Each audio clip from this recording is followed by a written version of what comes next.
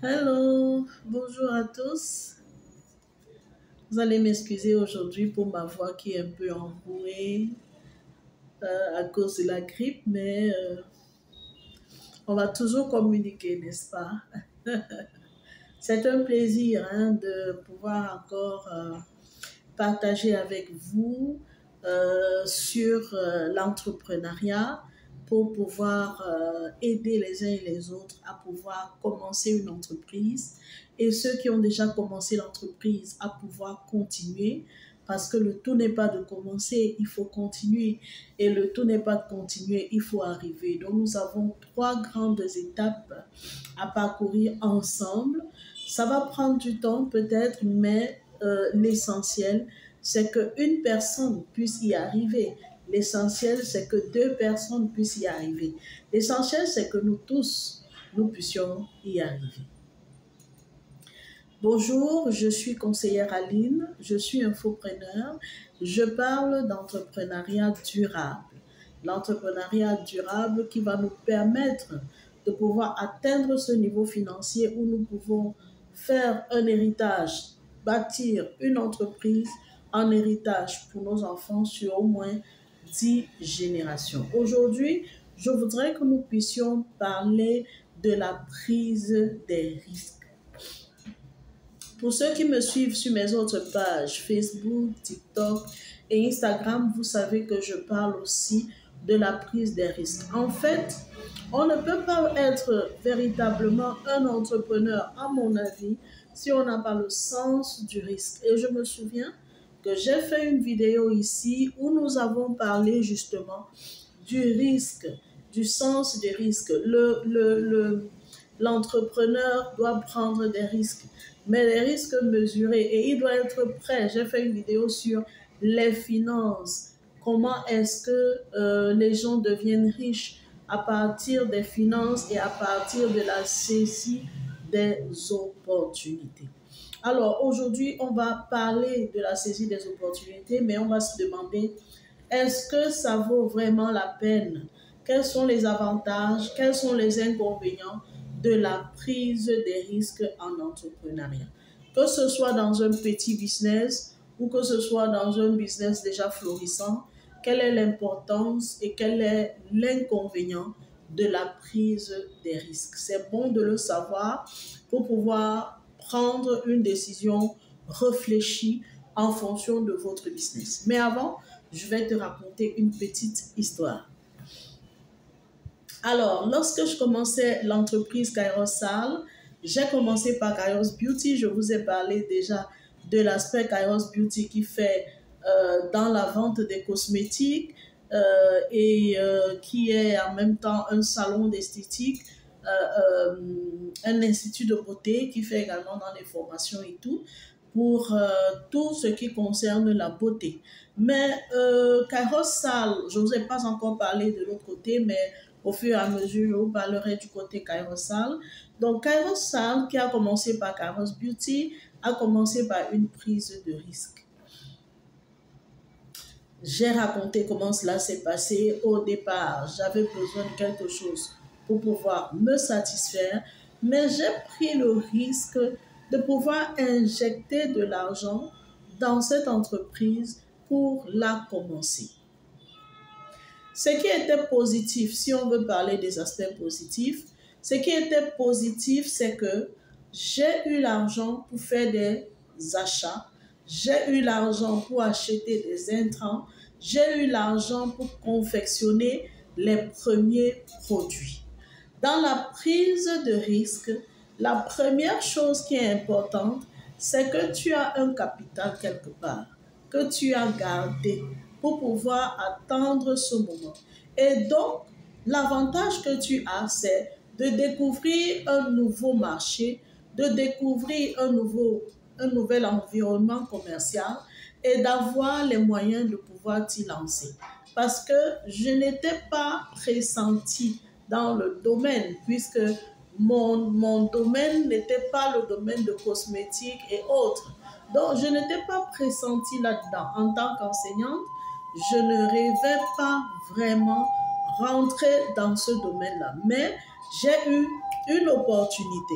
J'ai eu une opportunité qui s'est présentée et j'avais les possibilités de pouvoir réagir. J'ai réagi. Ça fait déjà quelques années que nous sommes sur le marché et je vais dire que ça avance, ça fait son bout de chemin. Si tu as une opportunité et que tu n'as pas les possibilités de réagir, tu perds l'opportunité, d'accord? Si le commerce ou l'entrepreneuriat que tu fais, c'est vendre, tu n'as pas besoin parfois de, de trop traîner pour pouvoir prendre une décision. L'avantage que tu as de saisir les opportunités aussi, c'est que tu peux prendre des produits moins chers. Je prends le cas par exemple des soldes. D'accord? Il y a déjà un système organisé en Europe, dans des pays européens où l'on sait que voici le moment des soldes. Et donc, on garde son argent autant qu'on peut pour pouvoir acheter des choses pendant les soldes.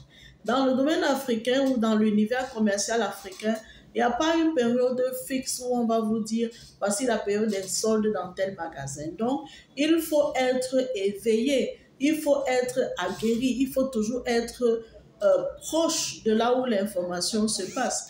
Donc, l'avantage que j'ai, c'est que si je sais qu'il y a solde quelque part, je peux profiter des soldes au cas où je revends. Prenons le cas d'une personne qui revend peut-être des chaussures.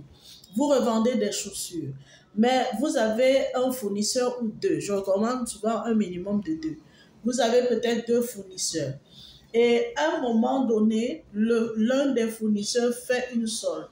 Vous êtes informé de la solde, vous achetez beaucoup plus bas que ce que vous achetez habituellement. Ça vous permet de faire une certaine marge de bénéfice. Voilà l'importance de la saisie des opportunités lorsqu'on est en affaires. Ça nous permet, dans un certain sens, de faire une bonne marge de bénéfice, de profiter également de l'occasion de commencer une nouvelle activité.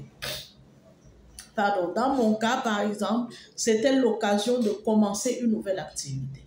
Et dans le cas de la vente des chaussures que je viens de vous montrer, c'était l'occasion de pouvoir se faire une bonne marge de bénéfice.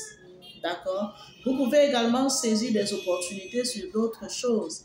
Peut-être il y a un local qui s'est libéré à un endroit et vous cherchez un local, vous avez constaté que le local en question peut-être n'était pas prévu, mais c'est quelque chose qui peut vous faire, le local est bien placé, il est bien positionné et il peut vous faire entrer de l'argent. Alors saisissez l'opportunité pour pouvoir vous faire plus d'argent.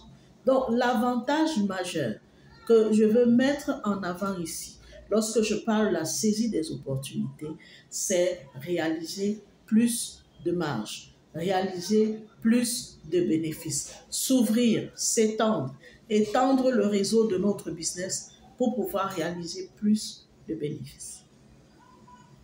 De l'autre côté, il y a les inconvénients. Quels sont les inconvénients à pouvoir saisir les opportunités? L'inconvénient, si je veux dire le seul ou l'inconvénient majeur que je trouve, c'est qu'on peut rater. Ça veut dire que j'ai mal analysé l'opportunité et j'ai raté. Je te raconte une histoire, une fois de plus. Le local qui abrite notre deuxième structure que nous avons ouvert il y a quelque temps, c'est un local que nous avons pris d'une femme qui sortait et qui faisait une autre activité, une activité différente de celle que nous sommes en train de faire dans le local en ce moment. Alors, la femme part pourquoi? Elle part parce qu'elle a eu une opportunité. L'opportunité venant du prédécesseur qui voulait partir du local parce que, pour une raison ou une autre, mais qui voulait vendre son fonds. Donc, il n'a pas permis à la femme que nous avons remplacée dans le local de prendre uniquement la maison. Il a vendu son fonds. Elle a vu en cela une opportunité et elle a acheté le fonds. Seulement, ce que le monsieur ne lui avait pas dit, ou bien ce qu'elle n'a pas pu analyser, c'est l'exactitude des produits qui étaient vendus. Parce que le monsieur a vendu des produits qui n'existaient pas. Il a calculé des produits qui n'existaient pas. Et la dame s'est donc retrouvée en train d'acheter un fonds, je ne sais pas si je vais dire fictif ou virtuel, mais qui ne correspondait pas à ce qu'elle a trouvé. Donc, je n'entre pas dans les détails, pourquoi elle n'a pas fait une enquête, pourquoi elle n'a pas approfondi les recherches et tout ça. Donc, je n'entre pas dans les détails. Mais ce qui est sûr, c'est qu'elle n'a pas tenu 3 mois. Elle n'est pas rentrée en possession de l'argent qu'elle a investi et elle ne voyait même pas de perspective de pouvoir entrer en possession de cet argent parce que justement, elle avait dépensé beaucoup d'argent pour acheter le fonds, mais l'activité ne marchait pas. Et au bout de 3 mois, elle a demandé à sortir de la maison. Nous avons été informés et nous avons pris la maison, sans le fonds bien sûr, puisqu'on n'était pas en train de faire la même activité. Et voilà une situation où une personne prend des risques, mais des risques non mesurés, des risques non calculés, ça ne produit pas. Au contraire, ça te fait perdre de l'argent. Donc la prise des risques est double, on va dire biface. Ça a 2 faces. Soit tu gagnes, soit tu perds. Mais il faut avoir un peu de discernement et un peu de jugeote à chaque fois que tu veux prendre des risques. C'est une bonne chose à faire hein, en entrepreneuriat. C'est une bonne chose de prendre des risques. Mais attention, il faut prendre des risques calculés. Si ces risques ne sont pas calculés, il y a risque de déclin, il y a risque de chute, il y a risque de perdre tout le capital. Réfléchis à tout ça, mon crack. C'est important de pouvoir prendre des risques. Mais à quel moment les prendre? Quand les prendre? Comment les prendre? Nous allons en reparler.